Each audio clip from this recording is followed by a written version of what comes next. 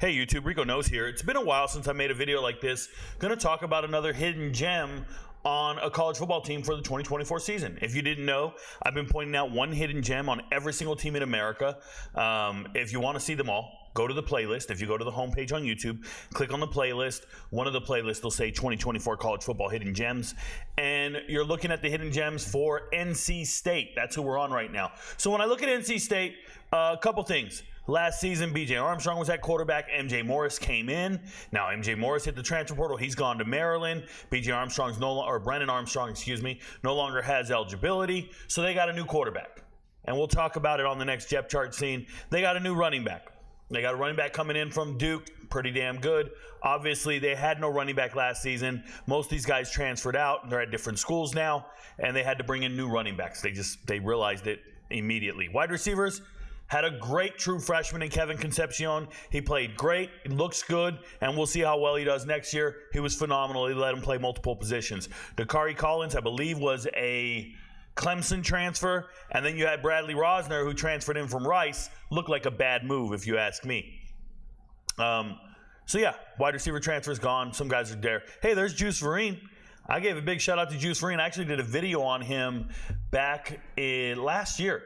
As a true freshman coming in, going to NC State, I like Juice Vereen a lot. That could have been my hidden gem on this video. It's not. You see the guy below, number 47. I'll be talking about him here in a second.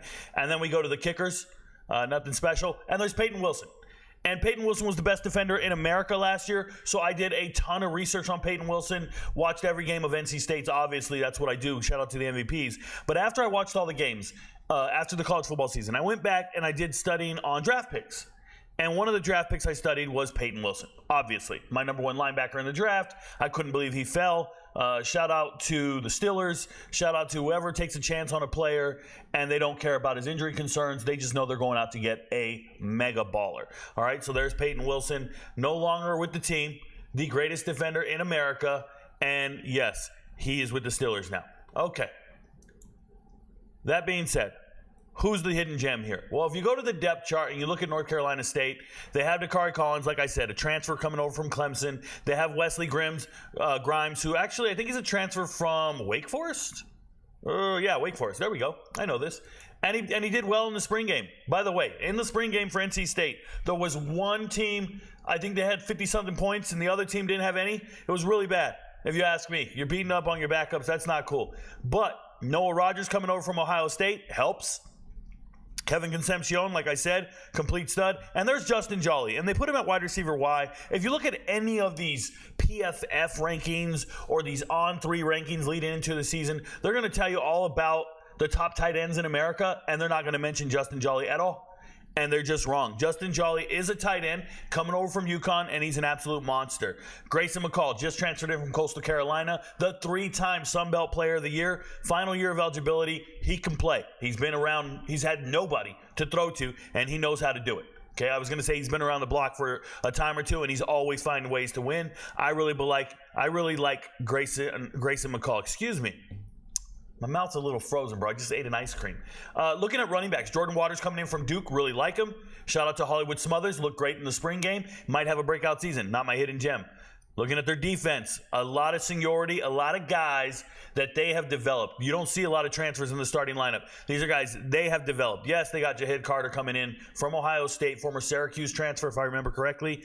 I'll double check that. Syracuse, Ohio State. Yep, got it right. Okay, so when I look at this team, though, and I go watch tape, it all goes back to me studying that tape of Payton Wilson.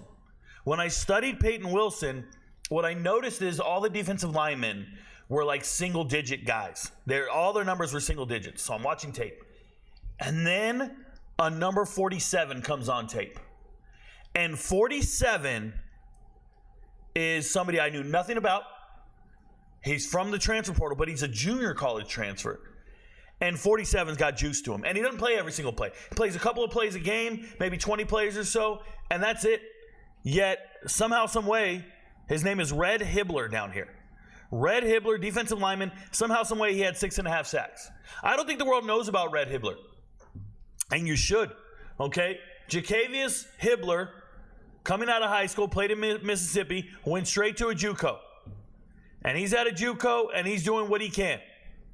And then once he's there, he gets over and he starts helping NC State. I'm telling you guys, I get it. Like if you go to our lads, here it is. Our lads depth chart has him behind Davin Van. Look, man, Van is a stud. I thought Van was playing nose tackle. It's fine if they say he's here.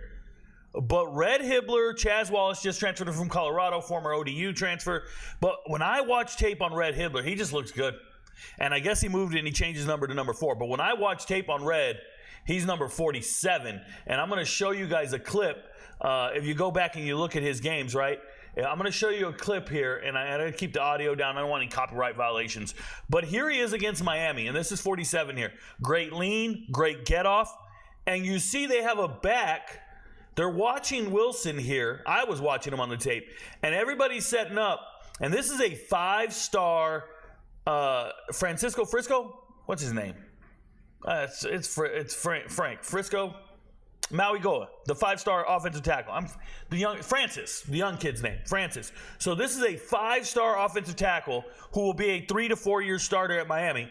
And you're going to see Red Hibler's too much for him, and he beats him to the outside. I'm going to do playback speed. I'm going to actually slow it down a little bit so you guys can see what I'm talking about.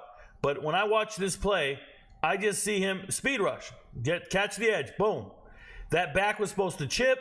They could have double teamed him. Nothing you can do. Does Van Dyke have the internal clock to know to step into this clean pocket and get away from it or let it go? Nothing of the sort. He has no awareness. If this was Madden, his awareness is 60, and now we got a forced fumble and a sack. Okay? When I tell you, I go back and I watch this. This is a 5-star recruit supposed to shut down a guy, and you're getting balled out of control by a JUCO transfer, a 3-star JUCO kid. Red Hibler looks special on the edge. He looks like he has all the right tools to be a great pass rusher, a situational pass rusher as it is. And if he's not in the starting lineup, most people aren't going to know who he is. But when I watch tape, Red sticks out to me a lot.